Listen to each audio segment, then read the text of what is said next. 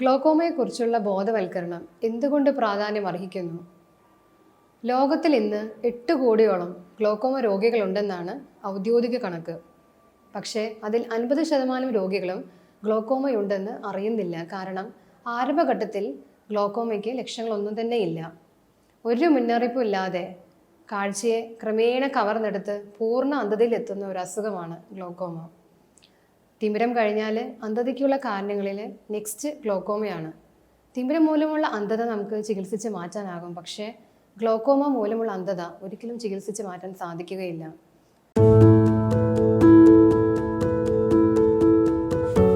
ഇനി ഗ്ലോക്കോമ എന്ന അസുഖത്തെക്കുറിച്ച് നമുക്ക് നോക്കാം. കണ്ണ് ഒരു ഗോളമാണ്. അതിലൊരു ദ്രവം ഉണ്ടാകുന്നുമുണ്ട്, ഒഴുകുന്നുമുണ്ട്. അതിൻ്റെ പേരാണ് എക്വസ് ഹ്യൂമർ. അതുമൂലം കണ്ണിലൊരു മർദ്ദമുണ്ട്. കണ്ണിൻ്റെ മർദ്ദം അഥവാ പ്രഷറിൽ വരുന്ന വ്യതിയാനങ്ങൾ മൂലം കണ്ണിൻ്റെ ഞരമ്പ്, അതായത് ഒപ്റ്റിക് നെർവിന് വരുന്ന ഡാമേജ് മൂലം വരുന്നൊരു അസുഖമാണ് ഗ്ലോക്കോമ.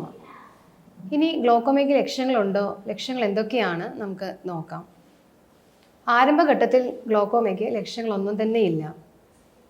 10% രോഗികളിൽ മാത്രമാണ് ശക്തിയായ തലവേദന, കണ്ണിൽ ചുവപ്പ്, ചെറിയ കാഴ്ചമങ്ങൽ മുതലായവ ഉണ്ടാകുന്നത്. വലിയ മുന്നറിയിപ്പുകളൊന്നും ഇല്ലാതെ നമ്മുടെ കാഴ്ചയെ ക്രമേണ കവർന്നെടുക്കുന്നത് കൊണ്ടാണ് ഗ്ലോക്കോമയെ കാഴ്ചയുടെ നിശബ്ദനായ കൊലയാളി എന്ന് വിശേഷിപ്പിക്കുന്നത്. ഇനി ഗ്ലോക്കോമ കണ്ണിനെ എങ്ങനെയാണ് ബാധിക്കുന്നത്? ഗ്ലോക്കോമയുള്ള രോഗിക്ക് നേർക്കാഴ്ച വളരെ ക്ലിയർ ആണ്. അതുകൊണ്ട് രോഗിക്ക് കാഴ്ചമങ്ങൽ ഒരിക്കലും അനുഭവപ്പെടുന്നില്ല. കാഴ്ചയുടെ വ്യാപ്തിയാണ്, അതോ പെരിഫറൽ വിഷനാണ് കുറഞ്ഞു വരുന്നത്. കണ്ണിലെ പ്രഷറിൻ്റെ വ്യതിയാനങ്ങൾ മൂലം കാഴ്ചയുടെ വ്യാപ്തി കുറഞ്ഞ് അവസാനം ഒരു കുഴലിൻ്റെ ഉള്ളിൽ കൂടെ നോക്കുന്ന പോലെയുള്ള കാഴ്ചയായിരിക്കും ഉണ്ടാവുക. അപ്പോഴും രോഗി അത് തിരിച്ചറിയുന്നില്ല, കാരണം അപ്പോഴും നേർക്കാഴ്ച ക്ലിയർ ആണ്. പിന്നീട് നേർക്കാഴ്ച മങ്ങുമ്പോഴാണ് രോഗി അത് മനസ്സിലാക്കുന്നതും ചികിത്സയ്ക്ക് എത്തുന്നതും. അപ്പോഴേക്കും ഗ്ലോക്കോമ അതിൻ്റെ ലാസ്റ്റ് സ്റ്റേജിൽ എത്തിയിട്ടുണ്ടാകും. പിന്നീട് ഈ സെൻട്രൽ കാഴ്ചയും മങ്ങി അവസാനം പൂർണ്ണ അന്ധതയുണ്ടാക്കുന്നു. അങ്ങനെയാണ് ഗ്ലോക്കോമ നമ്മുടെ കണ്ണിനെ ബാധിക്കുന്നത്.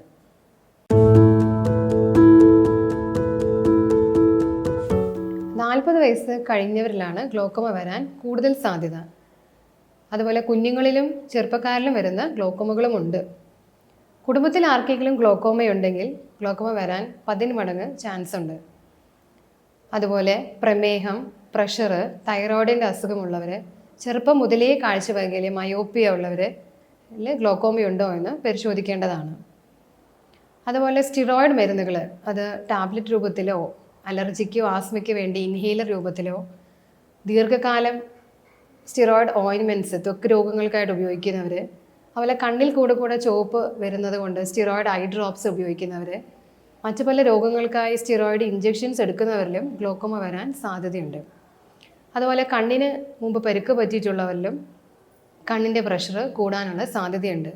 അതുകൊണ്ട് 40 വയസ്സ് കഴിഞ്ഞവർ ആദ്യമായി തന്നെ ഒരു സമഗ്രമായ നേത്രപരിശോധന നടത്തി ഗ്ലോക്കോമ ഇല്ല എന്ന് ഉറപ്പ് വരുത്തേണ്ടതാണ്. ഡോക്ടറെ കാണാൻ ചെല്ലുമ്പോൾ കാഴ്ച പരിശോധിച്ചതിന് ശേഷം കണ്ണിൻ്റെ മർദ്ദം പരിശോധിക്കും.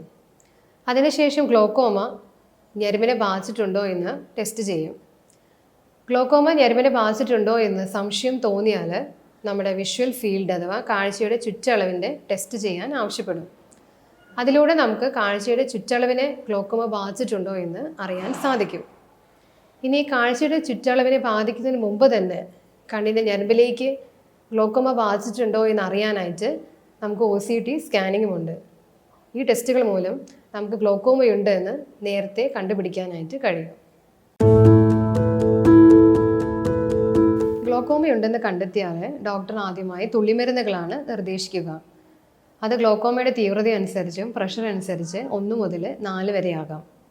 ക്ലോസ്ഡ് ആംഗിൾ ഗ്ലോക്കോമയ്ക്ക് ലേസർ ചികിത്സാ രീതിയാണ് ചെയ്യേണ്ടത്. ഇനി തുള്ളിമരുന്ന് കൊണ്ടും ലേസർ കൊണ്ടും പ്രഷർ കൂടിയിരിക്കുകയാണെങ്കിൽ നമുക്ക് പ്രഷർ കുറയ്ക്കാനുള്ള സർജറിയും ഇപ്പോൾ നൂതനമായ മിനിമലി ഇൻവേസീവ് ഗ്ലോക്കോമ സർജറീസും അവൈലബിൾ ആണ്. കൈകാൽ വേദനയ്ക്ക് ഗുളികകൾ കഴിക്കുമ്പോൾ വേദന മാറുന്നു. എന്നാൽ ഗ്ലോക്കോമയുള്ള രോഗിക്ക് തുടക്കത്തിൽ ലക്ഷണങ്ങളൊന്നും തന്നെയില്ല.